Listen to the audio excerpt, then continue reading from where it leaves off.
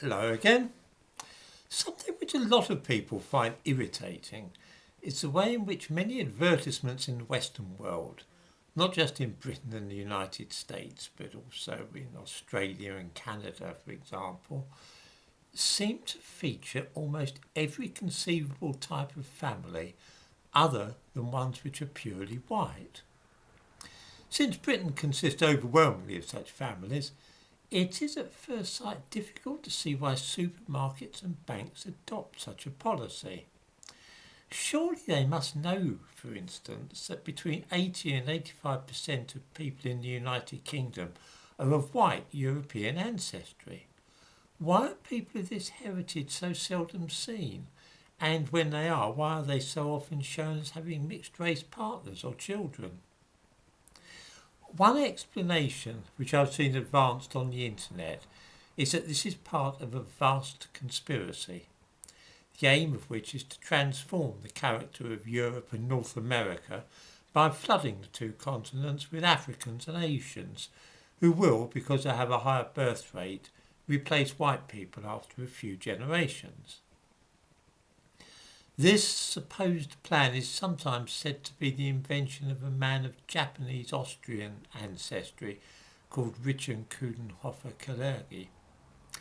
Certainly Kalergi, who was a mad keen fellow on the idea of a united Europe, wrote about the possibility of everybody in Europe being the same mixed race and skin colour.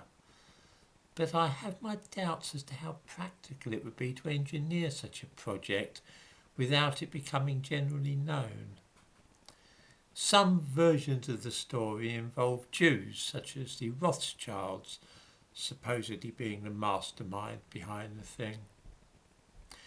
I have an idea that the Kalergi Plan and Great Replacement are unnecessary hypotheses, and that what we can see on the surface is sufficient in itself to explain what is happening. The two main factors are the almost universal use of the internet today and also the trend towards globalisation. Think for a moment about the largest bank in Britain, which is the HSBC. The thumbnail to this video shows a typical advertisement for First Direct, a subsidiary of HSBC. Needless to say, it features a black woman. Of course, HSBC used to be known as the Midlands Bank, and all its advertisements then showed absolutely nobody other than white people. Whether recruiting staff or trying to attract customers, only white people were used in photographs and other illustrations. That was when it was an English bank doing business mainly in England. Since 1999, of course, it has been HSBC, which stands for the Hong Kong and Shanghai Banking Corporation. It is now an international operation, closely associated with China, and it runs across the whole world. This means that since almost everybody in the world isn't white, if HSBC puts white people in its advertisements, then most of the people in the world will not be able to identify readily with them.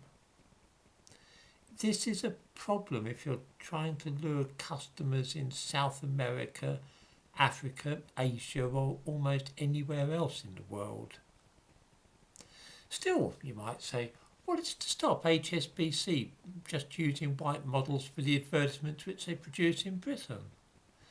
The answer to that is the ubiquity of the internet.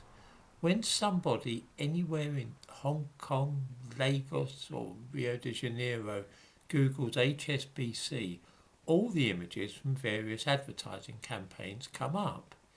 HSBC doesn't want to look to the world like an exclusive white bank. They wish to appear to be international, a bank for everybody, everywhere in the world. The developing world is where all the big money in the future is going to be made. Most banks and big businesses are eyeing how Brazil and Nigeria, India and Indonesia, Shanghai and South Africa are going to be doing in 10 or 20 years, and trying to work out if they're the places to be targeting for new customers. This is probably the reason why large companies are keen to show images of non-white people more than just those of traditional white families.